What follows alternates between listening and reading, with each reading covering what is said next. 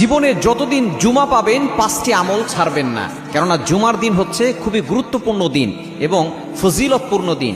এই দিনে আপনি অবশ্যই 5টি আমল মিস করবেন না, 5টি আমল অবশ্যই করার চেষ্টা করবেন, কেননা জুমার দিন হচ্ছে সাইয়্যিদুল আইয়াম, leader of the all days, সকল দিনের সর্দার, অর্থাৎ সাপ্তাহিক যে দিনগুলো আছে দিনের সর্দার হচ্ছে জুমার দিন। সুতরাং জুমার দিন আপনি আমলগুলো কখনোই মিস করবেন না। নাম্বার 1, 1 নম্বর আমল হচ্ছে দুরূদ শরীফ পড়বেন, কেননা এই জুমার রাতেই কিন্তু নবীজি সাল্লাল্লাহু আলাইহি সাল্লামের কাছে এই দুরূদ শরীফ পেশ করা হয়। আপনি সপ্তাহে যত দুরূদ শরীফের আমল করেছেন এই দুরূদগুলো ফেরেশতারা নবীজির কাছে পেশ করেন এই জুমার রাতে, অর্থাৎ জুমার যে দিনটা তার আগের রাতে। সুতরাং এই রাত থেকে আপনি বেশি বেশি করে দুরূদ শরীফ পড়ার চেষ্টা করবেন। আল্লাহ পাক রব্বুল আলামিন নিজেই বলে দিয়েছেন যে বেশি বেশি করে নবীর প্রতি দুরূদ পাঠ করতে হবে। ইয়া আইয়ুহাল্লাযীনা আমানু সাল্লু আলাইহি ওয়া সাল্লিমু তাসলিমা, ও ইউ হ্যাভ বিলিভার্স, হে ইমানদারগণ তোমরা নবীর প্রতি দুরূদ পাঠ করো।